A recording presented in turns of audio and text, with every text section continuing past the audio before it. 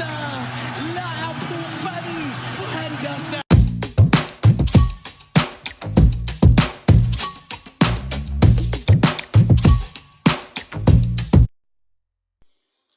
الزمالك يهزم النصر بثلاثة أهداف استعدادا لمواجهة سيراميكا كليوباترا.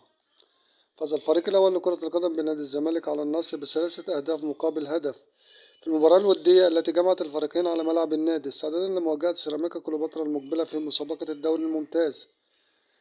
سجل ثلاثية الزمالك مهاب ياسر في الدقيقة 13، ومحمد عاطف في الدقيقة 77، وعبد الله السعيد في الدقيقة 86، بينما سجل هدف النصر السيد شعبان في الدقيقة 41.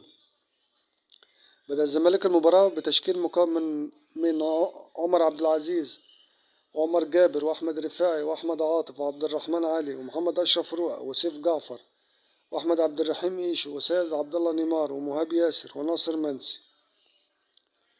وسيطر الزمالك على معظم أحداث الشوط الأول، وصنع لاعبوه العديد من الفرص المحققة، نتج عنها تسجيل هدف التقدم في الدقيقة 13 عن طريق مهاب ياسر، في حين لم يشكل فريق النصر خطورة على مرمى الأبيض سوى في كرة هدف التعادل لينتهي الشوط الأول بالتعادل الإيجابي بهدف لكل فريق.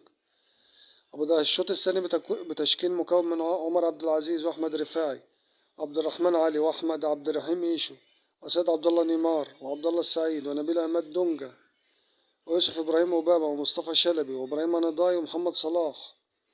وواصل الزمالك السيطرة، ونتج عن ذلك تسجيل الهدف الثاني عن طريق محمد عاطف عقب مشاركته مرة أخرى بديلا في الدقيقة 70.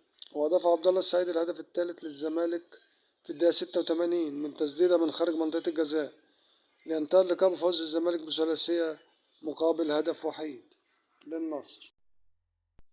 وبالخبر ده بتكون نهاية الفيديو بتاعنا. شكرا لكم لحسن المتابعة، والسلام عليكم ورحمة الله وبركاته.